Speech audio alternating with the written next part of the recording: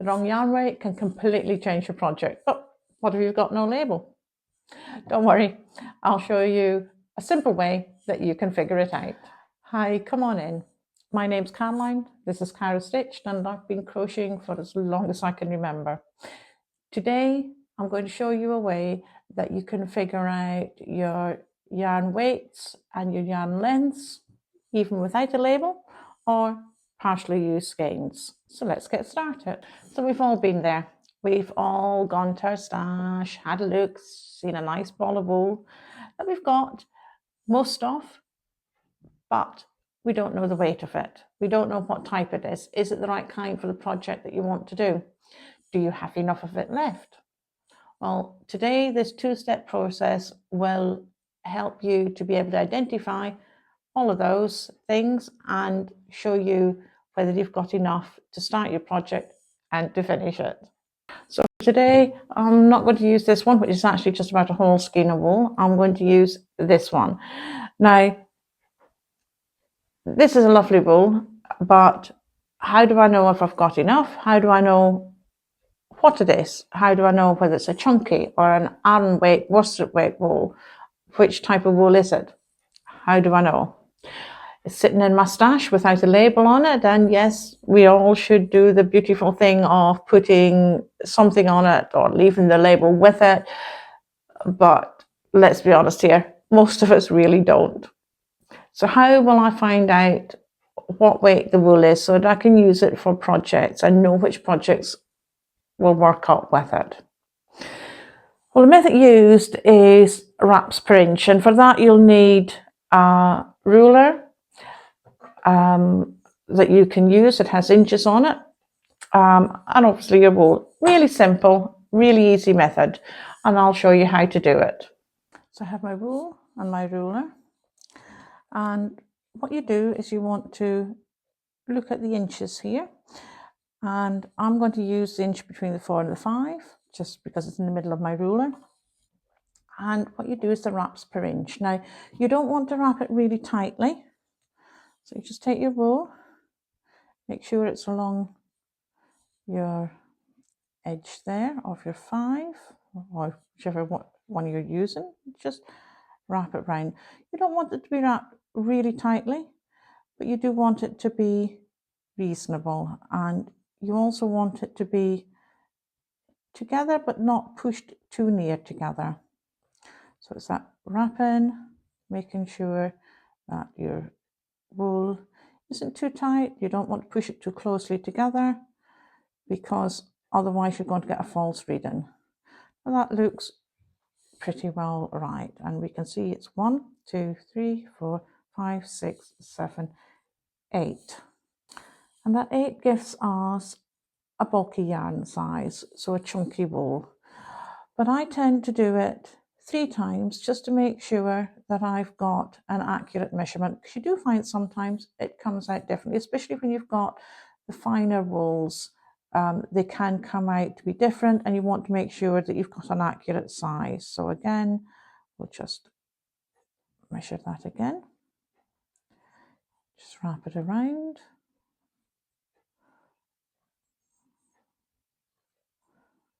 As I say, you don't want it to be too tight, but you want it to be accurate.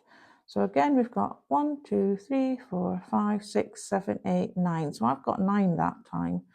Again, it does fall within the bulky and chunky weight yarn, but it does show you how it's different. So I always do the wraps the 3 times just to be on the safe side, but I think I did pull that a little bit tighter that time, so I'm going to try and just keep it a little bit looser just to see. And that is my wraps per inch this time. So we have 1, 2, 3, 4, 5, 6, 7, 8. So the average of the 3 would be 8, and on screen I'll put you the wraps per inch standard chart. You can see on that 8 comes within the bulky weight, which is the chunky weight, which is 7 to 9 wraps per inch. This is 8, so right in the middle. So it's definitely a chunky or bulky weight yarn. So our first step of our process is identify that this is a chunky ball of wool. Now that we find out what our yarn weight is, we'll move on to our second step so that we can know whether we've got enough yarn to complete our project. So the equipment that I need is a pair of scales, a notepad and pen, and I have my phone with a calculator on it just so that I can use that for the calculations. Now for your part ball of wool, for the first method, it will to know how much length you have left on this and whether it will be enough for you to use, is if you already know what the wool is. So I know this is a King Cole bumble, so I know that the full skein, when it's new, will have 100 grams and 152 meters. So the calculation for this one looks complicated, but it's really not. So it's your full ball of wool, and that goes over your full ball length. So that is your full ball weight is 100 grams. Your full ball length is 152 meters. And then you want to find out your part ball weight. And you just plug these in where you have them. So switch on my scales if they'll go on. There we go. And I already have it set to grams. Make sure that you've got it on the weight that you're using for both. Doesn't matter what weights and lengths you use, whether it's yards or meters, as long as you're consistent over both. So I'm going to take my ball of wool and I'm going to put it on top of my scales, and we can see that we have 54 grams. So we'll put that up here. So that's 54 grams. So how we work this out, take that back off again, is to do a multiplication this way, and then you move up and divide.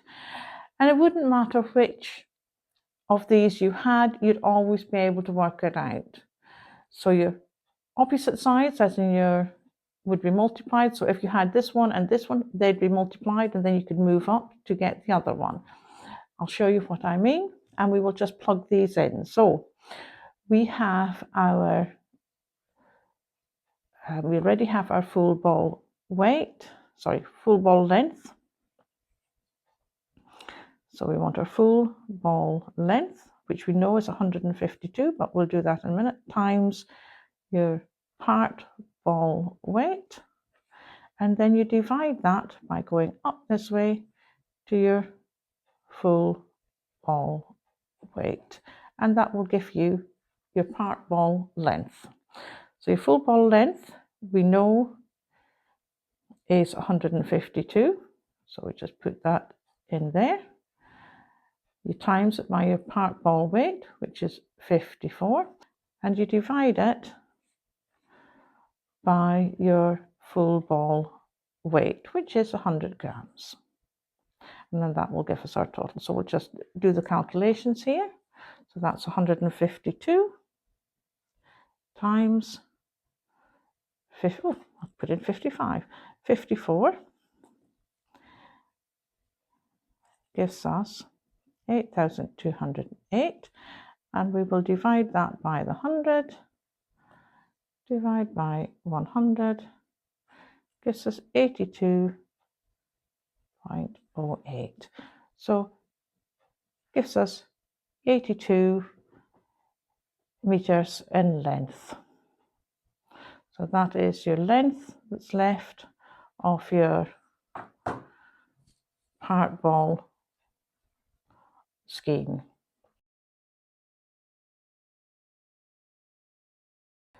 So for this one, we are using the part ball weight over the part ball length, and I'm doing an 8 meter length. So that's how this is going to be our definite. I'm going to measure out 8 meters from my skein of wool, and then I can measure measure the length of it, 8 meters, and then I can weigh that and find out the definite. And then we will simply do the same sort of idea as before. We will come down that way and do the multiplication and then divide. So that will be the part ball weight times the 8 meter length divided by the 8 meter weight, and that will give us this part ball length and give us what we need. So I will measure that off camera and then we'll get back. So I've measured my 8 meter length, and it doesn't matter whether you use yards, meters, whatever, as long as you keep these the same, so your lengths are both in meters or in yards, then it will all work out for you. So we want to measure this. Now, I didn't detach it from my ball of wool because obviously I want to use it as one ball. So what I've done is I've just marked my 8 meter length with a little stitch marker, but I don't want to weigh that because that would really skew my measurements. So we will just put that on the scales right there, and we can see that we have a 5 grams weight for our 8 meter length of wool. So as I say, stitch marker off the side so that you can weigh that accurately. So we'll plug these things in here. So we have our part ball weight, which we know from before was 54 grams, and by 8 meter length, which is obviously just 8. So we are 54 times 8, 432, and we're dividing that by the weight here, which is the 5 grams. So 432 divided by 5 is 86.4. Now that is the meters that this is working out at.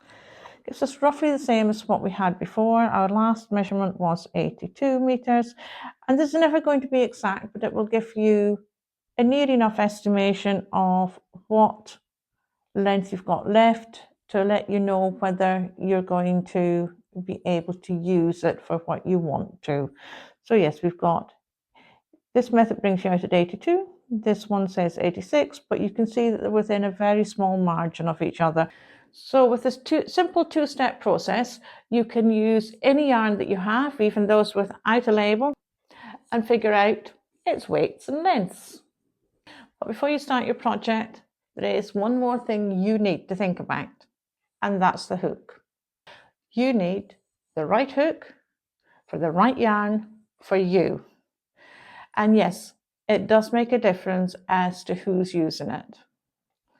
It does change the size of your hook from person to person and from project to project. So if you've ever struggled with your project turning out the wrong size or just looking entirely wrong, even though you have followed that pattern correctly, it could be down to the hook. And my next video shows you how to make sure you get the right hook for you and for the project you're going to do. I'll link it here on the end screen and in the descriptions down below. Be sure to have a look at it. And if you've enjoyed this video, please like and subscribe. And I want to thank you for joining me, for keeping me company, and I'll see you in the next one.